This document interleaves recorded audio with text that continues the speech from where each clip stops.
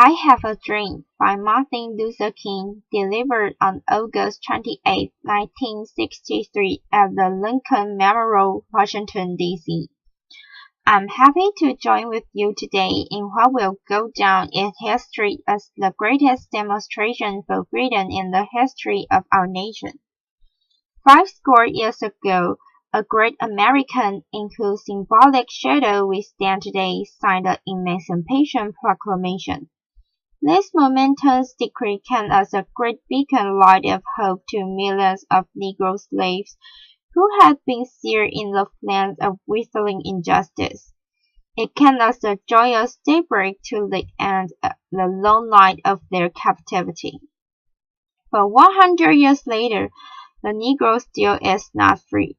100 years later, the life of the Negro is still sadly crippled by the manacles of segregation and the chains of discrimination.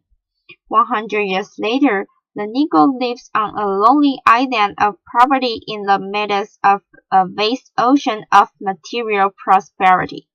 100 years later, the Negro is still languished in the corners of American society and finds himself an exile in his own land. And so we've come here today to dramatize a shameful condition.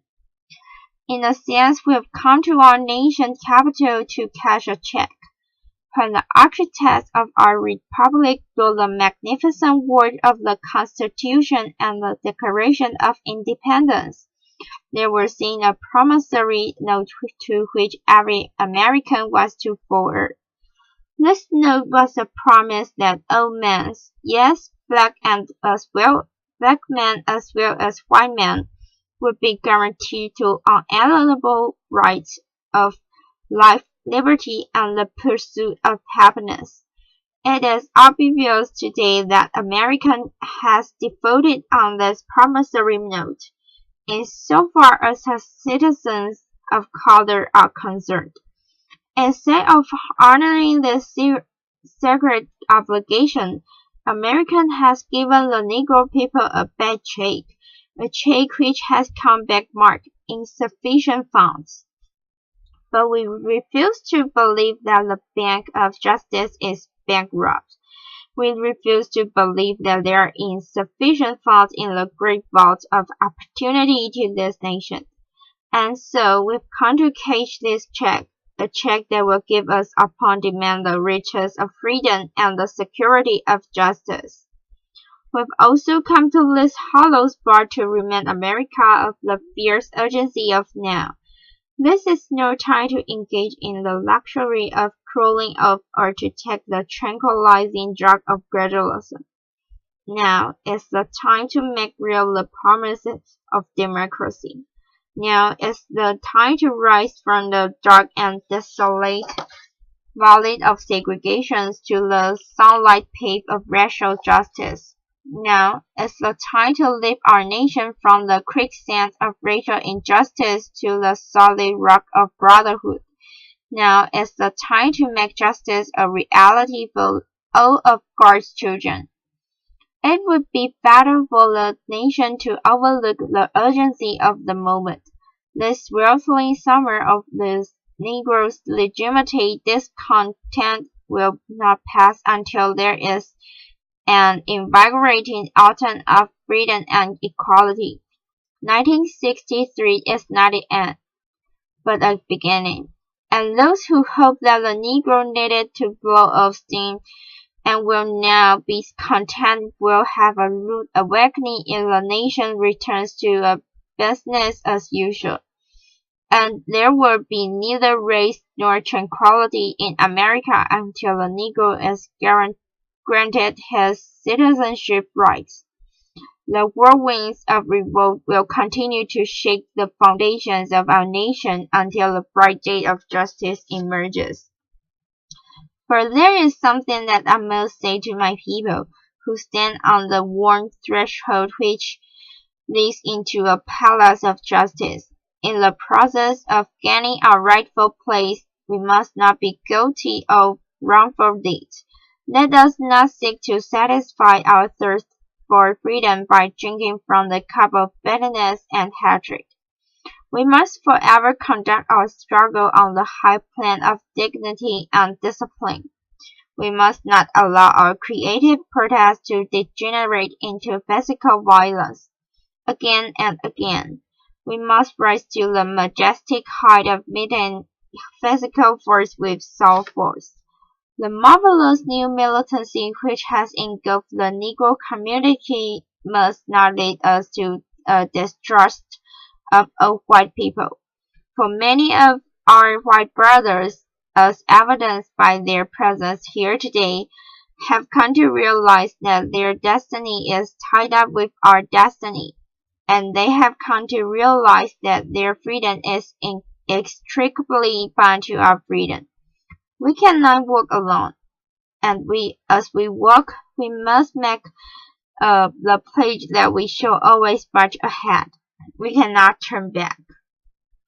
There are those who are asking the devotees of civil rights, when will you be satisfied? We can never be satisfied as long as the Negro is the victim of the unspeakable horrors of police brutality. We can never be satisfied as long as our bodies, heavy with the fatigue of travel, cannot gain lodging in the motels of the highway and the hotels of the cities. We cannot be satisfied as long as the Negro's basic mobility is from a smaller ghetto to a larger one. We can never be satisfied as long as our children are stripped of their selfhood and robbed of their dignity by signs stating, "For whites only." We cannot be satisfied as long as a Negro in Mississippi cannot vote and a Negro in New York believes he has nothing for which to vote. No, no, we are not satisfied, and we will not be satisfied until justice rolls down like waters and righteousness like a mighty stream. I'm not unmindful that some of you have come here out of great trials and tribulations. Some of you have come fresh from narrow jail cells, and some of you have come from areas where your quest for freedom that you battered by the storm of persecution and staggered by the winds of police brutality. You have been the veterans of creative suffering. Continue to walk with the faith that unearned suffering is redemptive. Go back to Mississippi. Go back to Alabama. Go back to the South Carolina. Go back to Georgia. Go back to Louisiana. Go back to the slums and ghettos of our northern cities, knowing that somehow this situation can and will be changed. Let us not wallow in the valley of despair.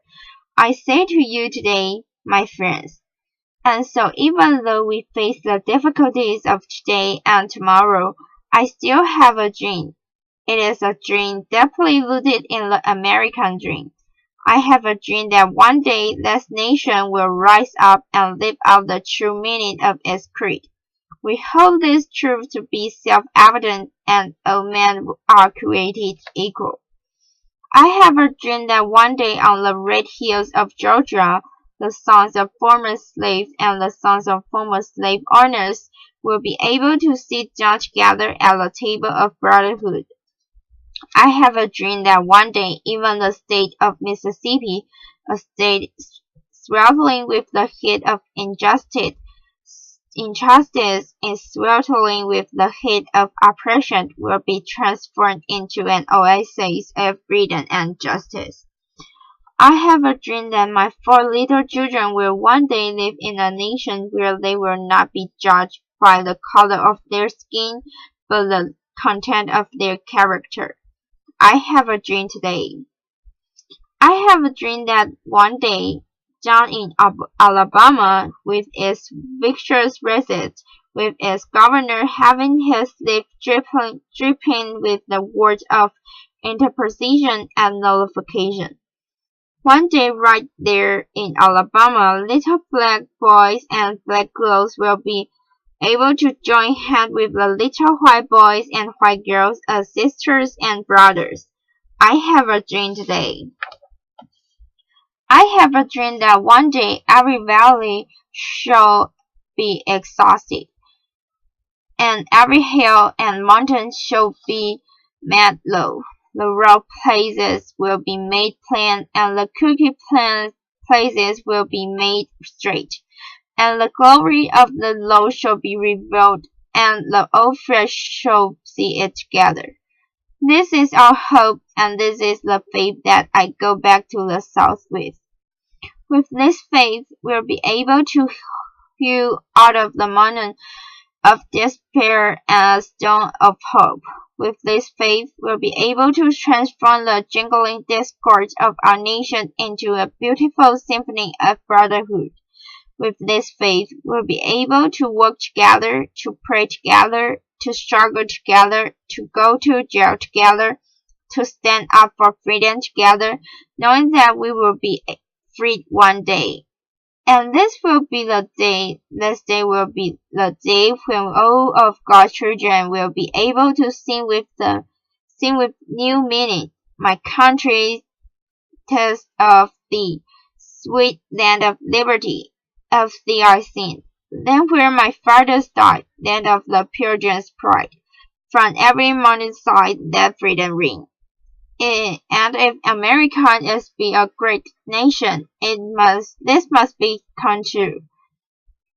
And so that freedom ring from the prodigious hilltop of New Hampshire, that freedom ring from the mighty mountains of New York, that freedom ring from the heightening Alleghenies of Pennsylvania,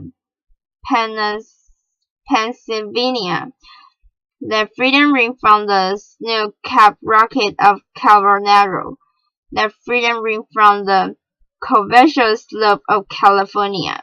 But not only that, the freedom ring from Stone Mountain of Georgia, the freedom ring from all the mountains of Tennessee, the freedom ring from every hill and molehill of Mississippi, from every mountainside, that freedom ring.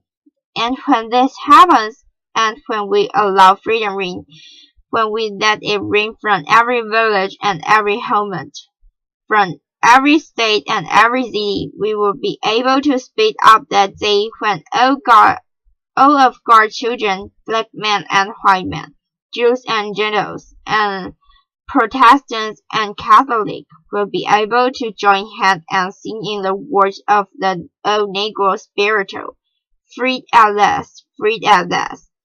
Thank God Almighty, we are freed at last.